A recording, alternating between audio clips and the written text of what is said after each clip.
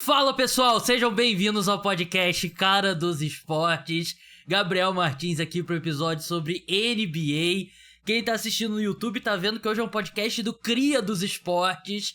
Eu botei lá no Instagram, se vocês dessem like, eu ia usar o óculos que eu ganhei da Oakley nessa gravação. Vocês deram um monte de like, vocês gostaram do óculos, então eu tô aqui. Então se você não estiver escutando, vai lá no YouTube rapidinho pra assistir. Assunto hoje é NBA e eu trouxe aqui o meu amigo Guilherme Taniguchi do podcast Splash Brothers. Gui, seja bem-vindo mais uma vez ao programa.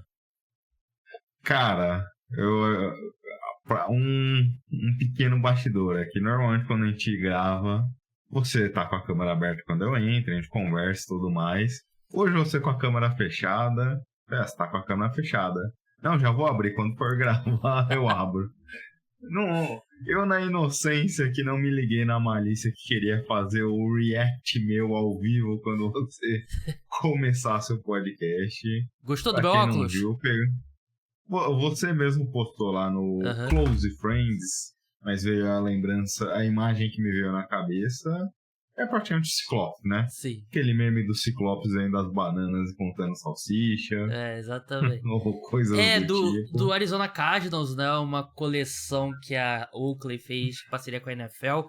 Eu fiquei muito preocupado porque eu sou cabeçudo, eu reconheço que eu sou cabeçudo. Eu achei, vou passar uma vergonha. A Oakley vai passar, vai mandar um óculos e não vai caber. E coube perfeitamente, achei muito confortável, boa qualidade também. Mas o programa hoje é sobre NBA. A gente tá naquele período mais parado. E eu tive uma ideia aqui de fazer um podcast, né? Uma boa hora pra gente ter discussões gerais da liga. Coisas que a gente mudaria na NBA. O assunto hoje vai ser esse, coisas que a gente mudaria na NBA. Eu separei aqui 7 mudanças, que são tipo mudanças de regra, mudança de forma como trocas acontecem, contratos e tal. O Gui separou as dele também e a gente vai debater aqui. Antes de entrar, lembrando que tá rolando um sorteio no podcast Cara dos Esportes.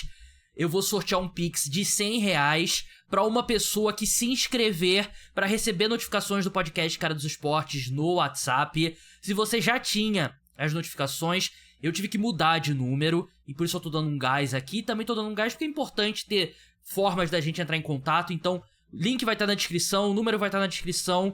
Você tem que mandar uma mensagem dizendo quero receber e me adicionar aos seus contatos. Se você não me adicionar aos contatos, você não vai receber notificação de podcasts e promoções do podcast Cara dos Esportes. E você não vai concorrer ao sorteio. Então tá lá na descrição. É só clicar lá, vai ter o linkzinho que você clica, vai abrir a janela. É um DDD 21.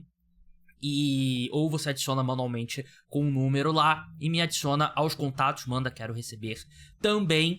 E é importante a gente ter esse canal. E se você mandar mensagem pra lá, grandes são as chances de eu responder. Eu tento responder todo mundo. Se eu não responder, pode ficar tranquilo, você não me atrapalhou, não incomodou nada, é porque eu não tive tempo. Mas eu tento responder todo mundo. Dado o recado importante, Gui, qual a sua primeira... Vamos começar assim, a maior mudança que você faria. A que você acha que é a mudança mais significativa na NBA que você separou aí na sua lista? Bem, a mudança que eu separei é uma mudança que eu não acho tão radical assim. É uma mudança até conservadora, mas eu duvido que aconteceria dado o impacto comercial. Mas é algo que se pede já há bastante tempo, que é a redução dos números de jogos. A gente tem uma questão de um calendário inchado, 82 partidas, partidas longas, às vezes a gente tem 3 jogos em 5 dias, back-to-backs e tudo mais. Eu acho que já passou da hora da NBA rever. Pessoas da NBA linkam que essa revisão não poderia acontecer muito mais calçada na estatística, né? A história da NBA sempre foram com 82 jogos, mas a gente sabe que o apelo comercial é o mais importante, seja para ginásio, seja na venda de jogos. Mas acho que isso impacta, de certa forma, a qualidade do jogo, o número de lesões. A gente tem visto muito aumentar o número de lesões de jogadores importantes em pós-temporada.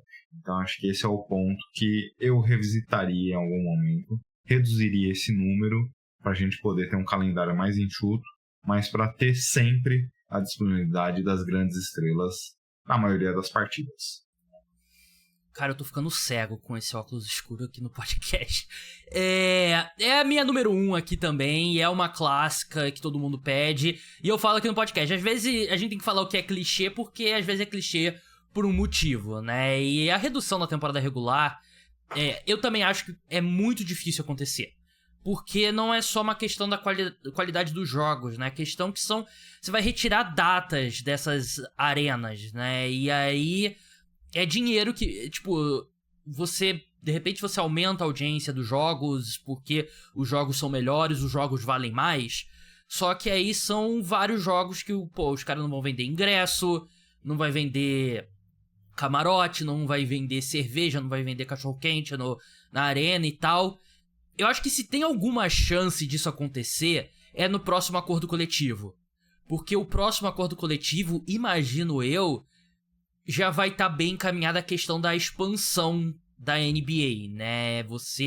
E até um ponto que o seu Splash Brother, Leonardo Paglioni, levantou aqui no podcast, né? Porque você vai ter 2 times a mais, pode ser esse time mesmo pra você reduzir a temporada regular. Porque você vai ter 2 times a mais, provavelmente vão ser 4 bilhões cada que esses times vão render, né? Então a parte financeira, você vai dividir 8 bilhões por 30 donos, compensa, né? E aí você vai ter 2 jogos a mais pelo menos, né? Que são 2 times novos. E eu acho que faz muito sentido. E eu fiz aqui um esboço de como seria, Gui, essa redução. Atualmente a gente tem 82 jogos temporada regular. São 4 jogos contra cada um dos outros 4 times da divisão da equipe, 16. 4 jogos contra 6 times da mesma conferência, 24. 3 jogos contra os outros 4 times da mesma conferência. Tem um rodízio aí dos times da mesma conferência. Você enfrenta 4, você enfrenta 3 vezes. E 2 jogos contra os times da outra conferência, né? Você joga um em casa e um fora contra o time da outra conferência. Eu acho que dá pra tranquilamente reduzir pra 72 jogos. E a gente viu nos anos pós-pandemia, foram 72 jogos na temporada regular. Dá pra fazer, eu tiraria um jogo nos confrontos contra os times da mesma conferência e reduziria de 3 pra 2 os outros 4 jogos que você enfrenta os outros 4 times. E aí você reduz pra 72. E se você quiser acrescentar aqui os 2 times da expansão, aí você bota 74. Mas eu acho que 72, 74, importante, mantendo a mesma duração do calendário para você ter um espaçamento maior, eu acho que seria o ideal. Eu acho que permitiria, por exemplo, a NBA fazer jogos fora dos Estados Unidos, porque hoje em dia são poucos, porque, um time não tem como jogar segunda-feira em Miami, quarta-feira em Paris e sexta-feira em Portland, né? Não tem como, né? E acho que você pode, de repente, você separa uma semana no calendário que um time vai jogar, 2 vezes só, mas vai ser um jogo no Rio de Janeiro, vai ser um jogo em Londres, vai ser um jogo, sei lá, Dubai, como os times já jogam na pré-temporada. Então acho que faz muito sentido pra NBA, e talvez a curto prazo os donos deixem de ganhar um dinheiro com a questão da arena, talvez, mas a longo prazo eu acho que vai aumentar a audiência dos jogos, porque cada jogo vai importar mais, e as pessoas vão assistir mais, e aí, eventualmente, você vai assinar contratos de transmissão melhores. Os ingressos você vai poder cobrar mais, porque vão ser mais disputados, e sei lá, o cara vai estar mais animado para ir pro jogo, vai beber mais cerveja na arena, algo do tipo. Então, eu acho que os donos não querem tomar a decisão porque eles pensam no curto prazo, mas eu acho que a longo prazo ajudaria muito a NBA. Eu acho que o X da questão e o grande impacto que pode ser o influenciador disso, você já trouxe. Eu acho que nem os jogadores topariam, a gente sabe que alguns jogadores reclamam, a gente vê temporada a temporada, tudo bem que nessa última o Kawhi teve uma regularidade grande, mas a gente vê jogadores sendo poupados e alguns até sendo memes por conta disso. Mas no acordo coletivo, os donos podem falar, tá bom, se a gente reduzir o número de jogos, vocês vão perder dinheiro. A gente perde dinheiro, vocês também perderão dinheiro. E aí ninguém quer entrar nessa brincadeira para ter seu rendimento cair. Se ajudar a longo prazo, os jogadores que estão hoje na liga provavelmente não vão ver esses dias bons, né? Mas entrando duas franquias novas, talvez parte desse dinheiro financie essa redução, e aí seja o grande interesse, até porque você consegue, com duas novas equipes, diluir a participação desses times ao longo da semana, e aí, consequentemente, reduzir alguns aspectos da temporada, que já é desgastante. Cara, sim, né? E a gente que cobre a NBA profissionalmente, a gente sabe, né, cara? Fevereiro, janeiro, ninguém aguenta mais temporada regular, né? As pessoas que são fãs mesmo já estão no modo ali, pô, vou ver outra coisa aqui e, pô, me liga quando começar os playoffs da NBA, né? Porque tem aquela animação ali, que eu acho que vai até o Natal, provavelmente, né? Que aquela rodada de Natal é muito importante, e depois cai o interesse, né? E, pô, com 82 jogos, você perde 3 jogos, não impacta muito sua classificação, né? Mas aí se são 72, 2 derrotas já pode ser a diferença entre ir direto pros playoffs ou ir pro play-in, né? Então faz muito sentido, a NBA deveria fazer, mas aqui meu palpite, acho que nunca vai mudar. Acho que nunca vai reduzir pra 82 jogos. Concordo. A minha outra mudança aqui, Gui, eu acho que contratos dos jogadores na NBA alcançando determinadas marcas, tipo de duração, de tempo do jogador no time que o draftou, se ele for ao NBA ou MVP, ele deveria contar menos na folha salarial.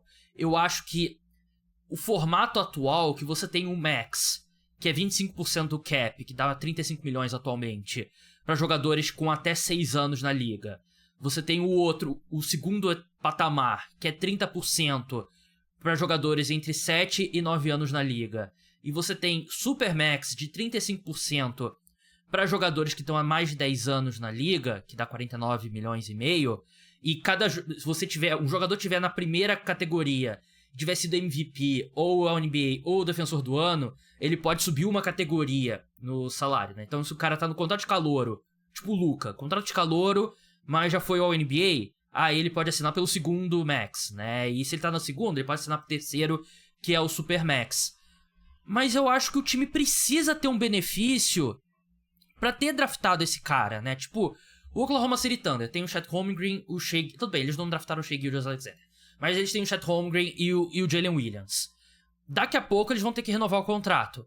E aí o Thunder vai ser meio que penalizado por ter draftado muito bem, né? Porque são caras que vão ser caros, né? Vão ser esse max de 35 milhões e dependendo pode até subir pro 42,5 se um deles for NBA, Defensor do Ano, alguma coisa do tipo, né? Eu flertei com a ideia de abolir o max, mas eu acho que é importante.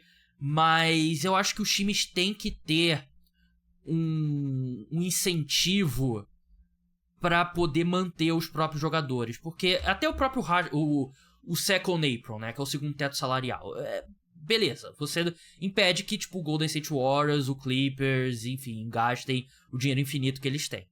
Mas ao mesmo tempo que você vai restringir você gastar acima do cap, você tem que dar um benefício. Pô, o Curry tá 10 anos no Warriors, já foi MVP, já foi campeão e tal. Em vez dele contar 60 milhões, ele conta 50 milhões, né? E o cara, tipo, Jaylen Brown e o Jason Tatum, 5% de desconto, né? Abre ali uns 7 milhões de dólares cada um. Eu acho que faz muito sentido. O que acontece os donos também não querem ter que gastar mais dinheiro, que eu acho que é parte disso.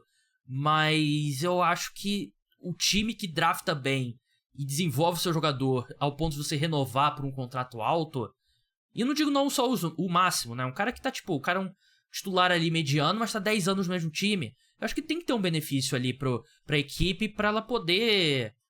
pra incentivar, porque eu acho que a gente se importa mais com os times quando é um time que tem uma base mais longa, né? A gente sabe qual jogador, e quando muda a cada ano, é legal pra gente que produz conteúdo, é legal pras redes sociais e tal, mas não é, o produto em quadra não é o mesmo.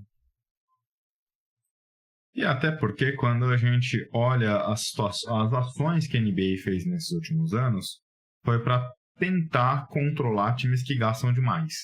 E aí qual o interesse, vamos pegar o exemplo que você citou, do Oklahoma City Thunder, e a gente pode até às vezes ampliar esse olhar, porque o Thunder é o exemplo positivo, mas vamos supor os Spurs, que daqui a pouco terão que pagar caro no Wemby.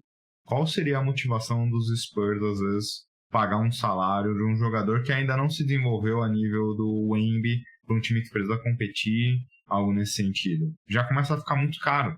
O Raptors, nesse momento, já ficou um time caro demais. Tudo bem que houve os direitos, nem todos vieram dali, do draft do time, como você citou, mas eles mantiveram o direito de alguns jogadores, o Quickley esse ano, por exemplo. É um time que pode ser que não vá para os playoffs. E olhando as restrições financeiras que existem, esse time pode ficar num limbo terrível, porque vai se apertar financeiramente, já não vai conseguir fazer outros movimentos. Então, eu vejo essas restrições que a NBA tem olhado no ponto de vista financeiro, pode prejudicar muitas equipes que não estão no patamar, como você citou, do Warriors, do Lakers, do Clippers, que querem gastar o tanto que for, mas outras equipes que estejam numa situação intermediária em termos de disputa, que não seja um Celtics que foi campeão e tem um core que dá para pelo menos pensar em ser campeão seguido por mais 2, 3, 4 anos, outras equipes que não estejam nessa situação podem falar, putz, eu acho que não compensa. Eu lembro quando a NBA implementou o Supermax, o Kings na época trocou o Boogie Cousins por pouca coisa, porque falou, cara, com o elenco que eu tenho, eu não posso me comprometer a dar mais de 35% do meu cap num único jogador. Isso vai me apertar demais. Então, essas restrições financeiras já fizeram com que esse último mercado fosse bem menos reduzido em termos de salários e tudo mais.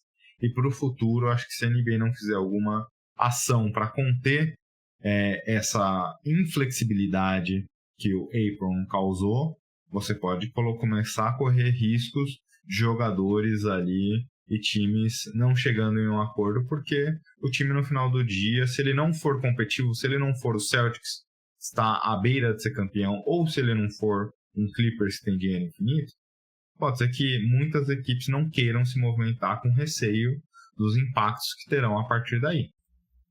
Eu acho que assim, não é que o time original poderia oferecer mais, né? Mas contaria menos para a folha salarial, então um time como o Celtics teria mais flexibilidade, né? E eu acho que ajudaria, que eu acho que essas novas regras meio que enforcaram a classe média da NBA, né? Ou você é um jogador de máximo ou perto disso, ou então tu tá assinando contrato de 1 ano, 2 anos, né? E se você tivesse um pouquinho mais de dinheiro disponível assim, de repente ajudaria essa classe média, né? Então é algo que eu faria.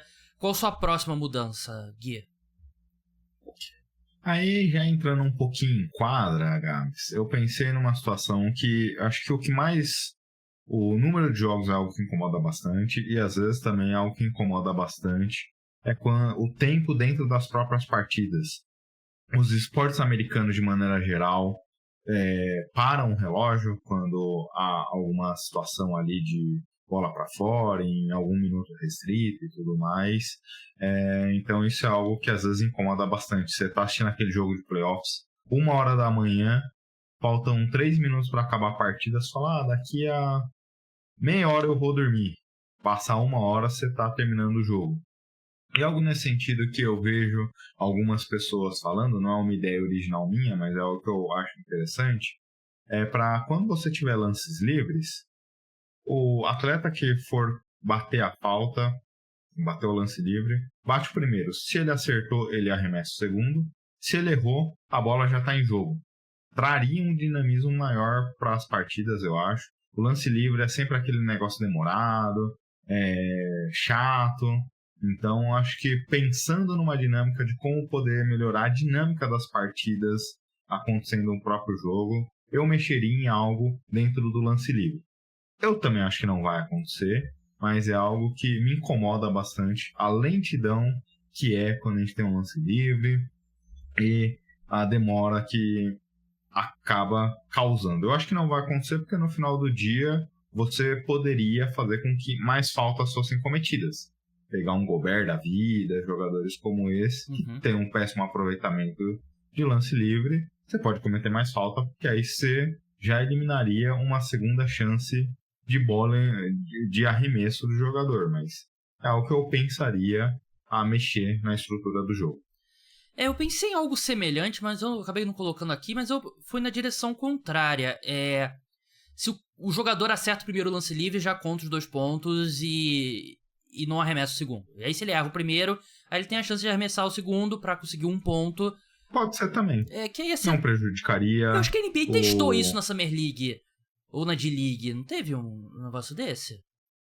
Acho que teve algum teste nesse sentido. Que eu acho que... Assim, eu acho que eu manteria do jeito que tá, tipo, nos 2 minutos finais. Porque aí tem aquela situação, né, de fazer falta e tal, não sei o quê. Mas eu acho que... Eu concordo com o seu pensamento. Eu acho que a gente tem que dar uma agilizada no jogo. E tem uma mudança aqui, que é minha aqui também pra... 2 mudanças que eu coloquei aqui também, que é pra tentar agilizar o jogo. Porque o jogo tá parando muito. Principalmente na reta final, um jogo de basquete da NBA... Fica muito duro, fica muito complicado e é um problema. Eu sei que é um problema que a NBA também não vai corrigir 100%, porque cada parada é um intervalo comercial, né? E a gente sabe que é ali que os canais de TV fazem o dinheiro, né? Mas eu coloquei aqui os times terem direito a apenas um timeout nos 4 minutos finais da partida. E pode ser também no final do primeiro tempo também, porque... Cara, não dá pra você chegar numa situação ali 1 minuto e 30 e ter 4 jogadas, 2 de cada lado sendo paradas pra ser desenhada. Não dá, o jogo fica muito arrastado e é o que o Gui falou. Às vezes, 2 minutos finais da partida leva meia hora. Pô, você fica 2 horas ali vendo o jogo e os 2 minutos finais levam meia hora. Pô, não tem condição. E outra coisa também que eu mudaria, eu reduziria drasticamente as jogadas desafiáveis. Porque, beleza, você quer ter um resultado justo e tal, mas eu sinto que hoje, a forma como os desafios estão acontecendo, elas mais prejudicam do que ajudam. Porque, tudo bem, você vai acertar, mas você vai acertar se a bola raspou no braço dele, se a posse de bola no meio do terceiro quarto é pra um time ou pro outro. Aí você fica 3 minutos parando o jogo ali pra decifrar se foi, né? E, se foi falta de ataque ou falta de defesa. E, cara, eu reduziria drasticamente pra, tipo, o cara pisou na linha de 3 ou não no minuto final? O cara pisou fora ou não? Se a última posse de bola aqui bateu no cara ou não? E basicamente seria isso. Jogadas... Porque eu acho que no fim do dia, os times meio que, no geral, no universo dos jogos da NBA, acho que todo mundo sai mais ou menos... com saldo neutro, né? Você ganha algumas vezes, você perde algumas vezes em erros de arbitragem. Só que a quantidade de vezes que para um jogo pra revisar, muitas vezes jogadas inconsequentes, eu acho que trazem muito mais são muito mais prejudiciais ao jogo do que ajuda a ter, não, porque aí tem que ser justo e mais. Eu reduziria drasticamente desafios e o tipo de jogada que você pode desafiar. Até nesse sentido, eu pensei em uma que eu não cheguei à conclusão correta, mas o que eu pensei em mexer, pensando um pouco nessa questão, não necessariamente do desafio, mas de como agilizar o jogo, é revisitar algumas regras que a gente vê na FIBA, por exemplo, acontecendo, como goaltending e eliminando da NBA, porque sempre fica naquele milésimo de segundo para você saber se a bola está subindo, está descendo, se bateu na tabela, algumas situações assim. Até mesmo as situações ali de shard, que é quando o jogador para o corpo na frente do adversário. E a gente já viu jogadores se machucando nessa última temporada por jogadas como essa. Então, pensei em mexer na estrutura e até eliminar esses 2 tipos de jogadas da NBA pro futuro. Esse charge, né, de cavar falta de ataque, é uma das jogadas com maior índice de lesões mesmo, né, e eu não sei qual seria, justamente eu também não coloquei porque eu não sei qual seria a solução, né, porque o defensor na NBA já tá numa posição merda, né, porque tudo é falta contra ele, mas de repente você expandiu a área restrita, né, pra você pra ser um pouco mais longe da sexta, ou de repente você tira tudo mesmo, e aí, sei lá, cada um por si, Deus por todos, né? Mas é complicado mesmo. Tem mais alguma, Gui? Eu tenho 2 aqui ainda. Eu pensei em uma aqui, e essa daqui eu confesso que foi muito mais na nostalgia do que algo concreto, mas eu não peguei a fase, porque eu não sou tão velho assim, eu não sou a pessoa dotada de conhecimento que com 8 anos já estava assistindo NBA, mas somos da geração de Kobe Bryant, Kevin Garnett, todos esses jogadores pulando high school, pulando a faculdade e indo direto já para a NBA. Acho que voltar a essa questão pode ser interessante. O próprio LeBron, né? O LeBron foi o último grande jogador, e esse eu já acompanhei ali. O Dwight Howard, né? Acho que é o último, né? O Dwight foi o último grande nome. De nome, assim, Então, eu acho interessante. Para talentos geracionais, um Embiid, um ano antes, já poderia estar na NBA. A gente já vê a qualidade desse jogador, a gente já saberia que ele poderia estar lá. Talvez não tivesse a primeira temporada que teve, mas acho que jogadores nesse patamar seria interessante a gente antecipar a entrada deles na liga. E aí, nesse sentido, eu tiraria aquela obrigatoriedade de um ano depois do ensino médio poder ser elegível para a NBA ali com 19 anos, mais ou menos. Então, acho que seria uma mudança que eu pensaria em alterar. Acho que quanto mais cedo você tiver os talentos geracionais na NBA, melhor para todo mundo. Cara, eu concordo plenamente com você, porque... E até muita gente confunde, né? Não é uma regra do basquete universitário, não é uma lei dos Estados Unidos, é uma regra da NBA, né? E o que aconteceu é que você tem casos de sucesso, como Kevin Garnett, Kobe, LeBron, Dwight Howard e tal, mas teve muito caso de fracasso, né? Então os times decidiram dar uma segurada, né? E eu não acho que prejudicaria o basquete universitário, sinceramente, porque você vê os times que competem mais no basquete universitário, não são os times com os caras que vão ficar só um ano e depois saem pra NBA, né? São os times que ficam com os caras múltiplos anos, né? E eu acho que a liga tá num ponto, eu acho que os jogadores evoluíram na questão fora de quadra, né? Porque hoje em dia você não tem os mesmos casos de cara fazendo merda e que tinha, sei lá, 20 anos atrás, né? E hoje você tem também a escala de salário pra novato, né? Então você não vai ter que pagar 40 milhões de dólares pra um moleque de 18 anos saindo do colégio, né? E se você parar pra pensar, qual o sentido de você exigir que o jogador tenha 19 anos? Não faz sentido nenhum, porque você tem 18 anos, nos Estados Unidos tem lugares que você pode dirigir com 16 anos, tem lugar, no mundo em geral é 18 anos e 21 anos, né, a maioridade, né, pra dirigir, pra bebida alcoólica e tal, esse tipo de coisa, e 19 anos não faz muito sentido, né, e tipo, por exemplo, o Zion teria sido draftado saindo do colégio, né, e o Wembanyama, como você falou, né? Tipo o Cooper Flag. Por que o Cooper Flag já não tá na NBA, né? O Cooper Flag, a gente sabe que ele vai ser a primeira escolha geral daqui a um ano, né? Não tem nada que possa... Assim, sei lá, pode cair uma perna dele que eu acho que ele ainda seria a primeira escolha geral, né? Então, eu concordo com você. Eu acho que a NBA deveria revisitar isso. Mas eu não sei se o fracasso do time da NBA, da D-League Ignite, não sei se vai alterar isso, né? Porque você não tem esse caminho mais controlado pela liga, né? E eu acho que é algo que os jogadores talvez não queiram, porque o dia, eu imagino que vai liberar.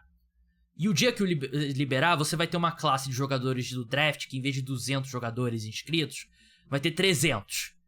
E aí vai ter muito veterano que vai perder vaga pra um moleque de 18 anos, né? E aí eu não sei o quanto que eles querem, né? Mas pra mim não faz sentido nenhum. Não faz sentido nenhum. Não ajuda o basquete universitário, porque é ridículo. O cara vai lá, joga 4 meses e vai embora. E eu concordo plenamente com você. Eu acho que a NBA deveria revisitar. E eu acho que vai revisitar, Gui. Eu acho que não vai demorar muito tempo, não. Até porque no final do dia não são todos os jogadores, né? Se o Bronny James tentasse, aliás, acho que o Bronny James teria mais capital de draft entrando com 18 do que entrou com 19. Verdade. Mas não é qualquer jogador que com 18 anos vai ser elegível e vai ser draftado. Sim. Normalmente a gente vê casos de potenciais superestrelas, aqueles prospectos 5 estrelas, com uma forma como que os scouts chamam, né? Uhum. Mas, obviamente, tem muitos jogadores que vão para a NBA com 1 ano de basquete universitário e não dá certo, porque o jogador tinha problemas, porque o time é problemático no desenvolvimento. A gente viu nos últimos 10 anos o Kings sofrendo demais, a gente viu o Pistons, para a tristeza do Gabriel, nos últimos 20 anos destruindo prospects. São franquias que às vezes são problemáticas nesse sentido. A gente não vê, por exemplo, o Heat destruindo prospects, inclusive melhora, né? Tem franquias bem sucedidas e mal sucedidas, assim, de maneira geral. Mas o que você falou é engraçado, né? Muitas das regras que a gente vê na NBA, às vezes é para impedir ele mesmo, Sim. o dono que vota as regras, para impedir que ele faça besteira no futuro. Sim. Ou que ele já fez no passado. Outra mudança que eu faria, e é exatamente isso que o Gui falou. Você só pode trocar a escolha de primeira rodada até 7 anos no futuro. Essa regra existe pra evitar que os donos... Pra ele, tipo, você tá com dívida, você vai lá e corta teu cartão de crédito. É tipo isso que os donos fazem, né? Pra não se ferrarem, porque teve time que trocou 10 anos de escolha de primeira rodada e se fudeu, né? Então é isso mesmo que o Gui falou, né? Pra eles evitarem, tipo... O que o cara passar 6 meses na Universidade de Duke, o que vai mudar na carreira do Cooper Flagg? Não vai mudar nada, é justamente o time quer ter mais um ano pra avaliar o prospecto, e eu acho que o jogador, ele com 18 anos, deveria ter a opção de se tornar jogador profissional na NBA. Duas mudanças aqui, Gui, pra gente encerrar, mantendo o tema draft aqui, eu acho que o time que vence a loteria do draft ou fica no top 3 deveria ter as odds reduzidas nos próximos 5 anos. E isso, pra mim, impediria os times que querem tancar por um período longo, né? Tiraria o incentivo. Porque atualmente, o time que tem a pior campanha tem 14% de chance de ter a primeira escolha geral, 13,4% a segunda, 12,7% a terceira, 12% a quarta e 47,9% a quinta. E aí você vai reduzindo aí o top 3. Os 3 times têm 14% de chance. E a gente já tá vendo sinais dessa mudança, foram achatadas odds, né? Tipo o Atlanta Hawks vencendo a primeira escolha geral. O Pistons se fudendo 2 loterias seguidas e... Antes era 20% pros 3 primeiros, né? Era agora algo do caiu tipo. pra 14. Eu acho que caiu pra 17 e depois caiu pra 14, se eu não me engano. Mas eu acho que, vamos supor, o Atlanta Hawks ganhou a loteria no último draft, você diminui essas odds dele e empurra mais pra baixo.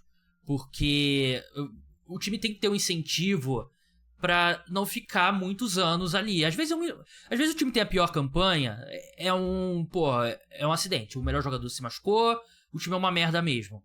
Só que aí se você tem esse incentivo de ficar 2, 3 anos ali e você vai ter 3 escolhas no top 3, qual que é o incentivo do time melhorar?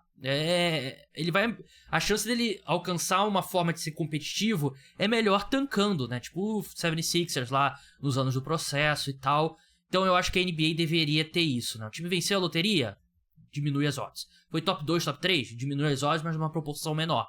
Pra você evitar que esses times fiquem 3, 4 anos ali de propósito, sem tentar uma forma ali de melhorar a equipe. Nesse sentido, tem times que são ruins, realmente ruins. Os Pistões de Detroit. Anos e anos. Eu ia citar, mas eu não queria te ofender e aparecer perseguição. Mas, por exemplo, o Rockets era um time finalista da NBA, teve a situação do Harden, e aí eles poderiam só ter trocado o Barba e manter todo o resto do core. Não, eles fizeram de tudo. Ficaram 3 anos ali com escolhas top 3.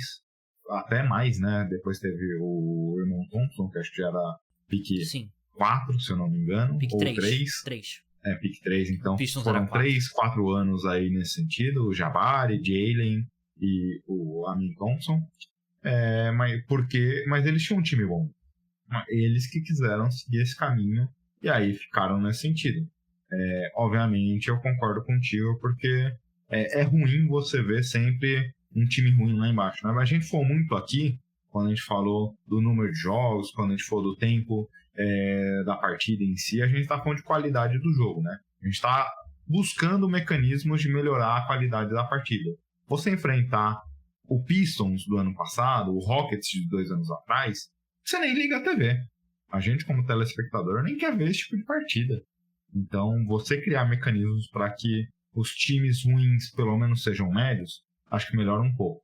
A gente viu os times médios tentando ser um pouquinho melhor com a questão do play-in, e o play-in funcionou legal. Eu era um crítico do play-in e achei uma ideia boa. Acho que precisa buscar outros mecanismos para que os times ruins não sejam só ruins e sejam bons, pelo menos médios, de alguma forma.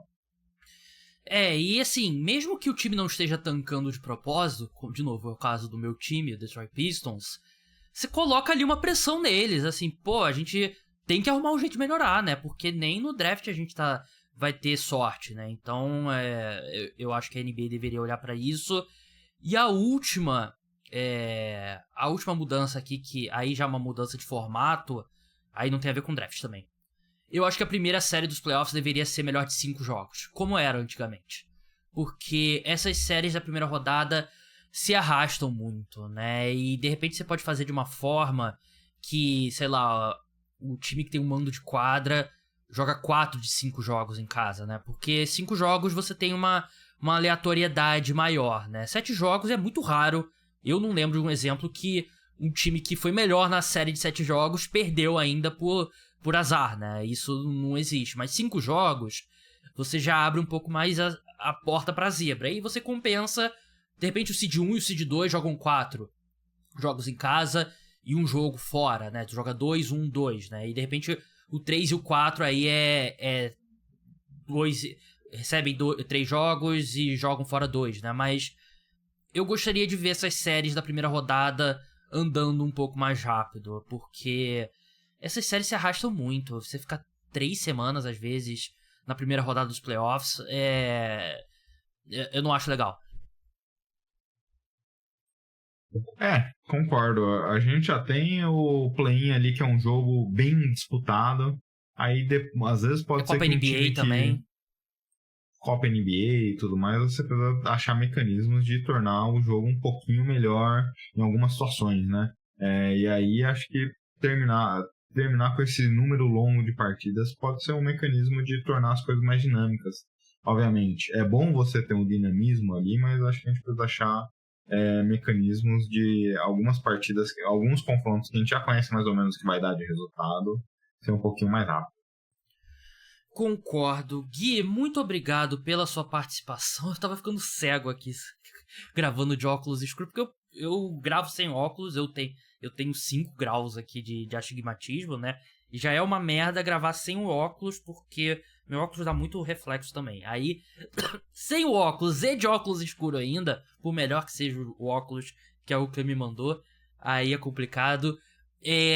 Siga o podcast Splash Brothers, podcast Splash BR, nas principais redes sociais. Não sei se eles estão no Blue Sky e no Threads, mas no Instagram com certeza. Twitter, quem sabe a gente volta um dia. Eu sei que eles estão de férias agora, mas outubro daqui a pouco tá chegando e a temporada da NBA também volta. Gui, valeu mesmo e até a próxima.